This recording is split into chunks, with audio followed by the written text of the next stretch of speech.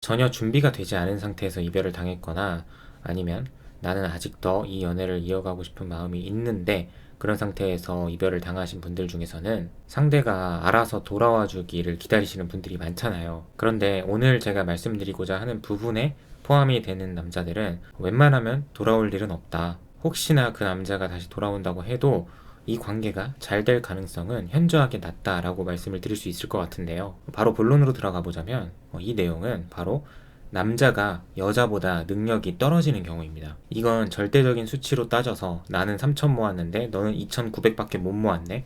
이런 문제는 아니에요. 예를 들어서 동갑인 남녀가 있는데 여자는 5,000을 모았고 남자는 2,500을 모은 거예요. 근데 이 정도 가지고 이 남자가 여자보다 능력이 훨씬 더 떨어진다라고 말하기는 어려워요. 확연하게 드러나는 경우는 앞선 예시처럼 여자가 남자보다 돈도 더 모았고 집안도 더 좋고 연봉도 더 높고 또 직업의 안정성도 더 높고 마지막으로는 관계에서의 추진력이 남자보다 더 좋은 경우예요. 내적으로나 외적으로나 모든 능력을 포함하는 거죠. 어떤 경우를 보면 여자가 5,000을 모았는데 남자는 500도 없는 그런 경우들도 종종 있더라고요. 물론 이런 상황에서도 서로 합을 잘 맞춰 나가면서 미래를 그려 나가시는 분들도 계시긴 할 겁니다. 근데 이런 상황을 극복하지 못하고 남자친구가 여자친구에게 열등감을 느끼고 자존심을 부리고 또 이로 인해서 자꾸 여자친구와 나를 비교하면서 순수하게 사랑을 나눠주지 못하는 경우, 마지막으로는 여자 쪽에서 이런 나의 모습을 보면서 서운하다고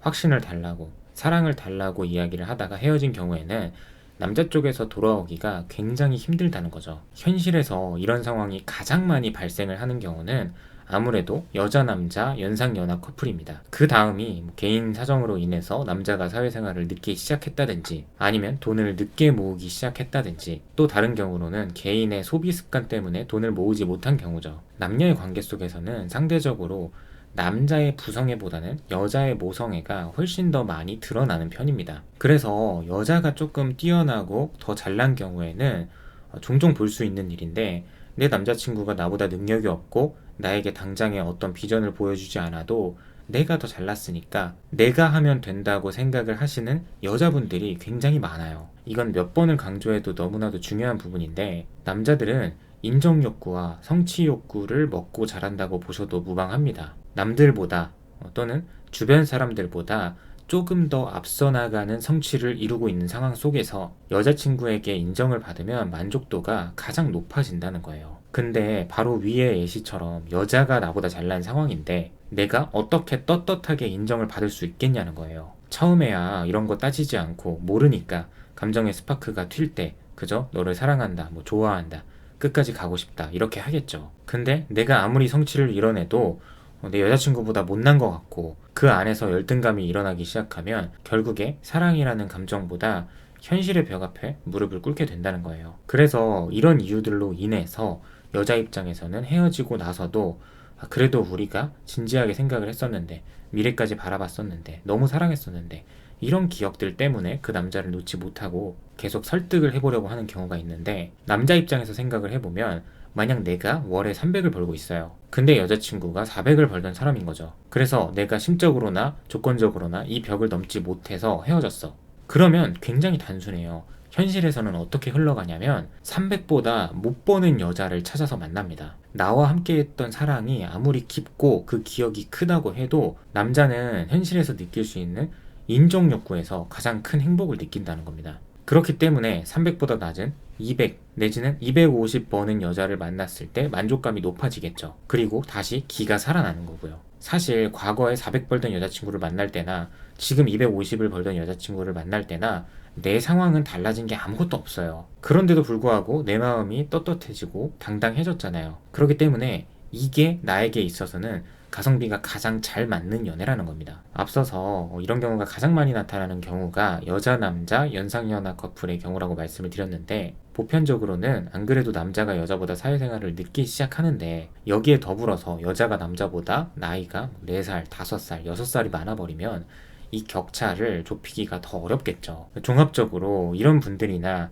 아니면 여자가 남자보다 전체적으로 많이 앞서가는 경우 하지만 사랑은 큰 경우 이런 분들에게 조언을 드리는 내용이 있는데 물론 이건 두 사람이 뜻과 비전이 맞아야 할 수 있는 부분이긴 합니다. 이런 상황임에도 불구하고 내가 정말 이 사람과 진지한 미래를 꿈꾸고 그려나가고 싶다고 하면 우리가 일주일에 한두 번씩 만나면서 데이트를 즐기고 남은 시간 동안은 연락을 이어가고 이런 패턴으로는 되게 어려울 거라고 봐요. 우리가 풍족하고 여유로운 상황이 아니라고 하면 눈에 보여지는 다른 커플들과는 조금은 다른 만남을 가질 수 있어야 된다고 봐요. 결국에 조금은 더 생산적인 만남이 돼야겠죠. 보통 만나는 시간이 길어지다 보면 남자들이 상대적으로 여자보다는 자신만의 시간을 갖고 싶다고 하는 경우가 많아요. 그래서 가끔은 게임하는 시간 내지는 술자리 또는 취미생활을 즐기고 싶다면서 여자친구에게 선을 긋는 경우가 발생을 하죠. 그러면서 여기서 여자들이 서운해하는 포인트가 바로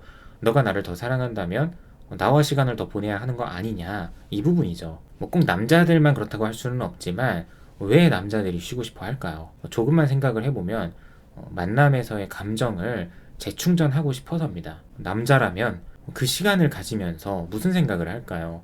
즐기고 정말 아무것도 안 하고 쉴 수도 있지만 대부분은 다 이 생각을 합니다. 뭐 먹고 살지?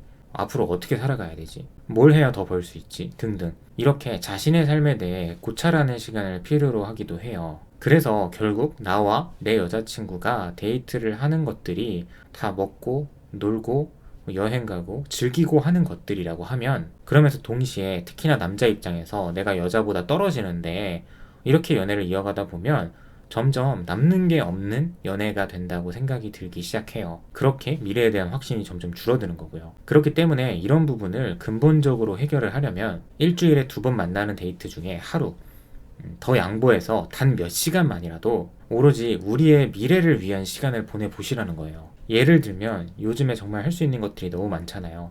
지금 제가 이렇게 하고 있는 것처럼 함께 유튜브를 해보거나 아니면 먼저 공부를 해보거나 또는 인스타든 블로그든 재테크든 뭐든지 해볼 수 있거든요. 그게 아니라도 회사와 별개로 내가 예전부터 생각해왔던 것들을 상대방과 공유를 하면서 계획을 짜보거나, 우리가 결혼하기 전에는 적어도 이런 행동을 함께 실천을 해보자, 지금부터 준비를 해보자. 그리고 나서 그런 계획들을 토대로 지난 한 주 동안 우리가 그 계획에 대해서 어느 정도 실행을 해봤는지 서로 만나게 됐을 때 이야기를 또 나누고, 아니면 토요일 오전에 딱 반나절만 투자를 해서 재테크 관련 세미나를 함께 가본다든지.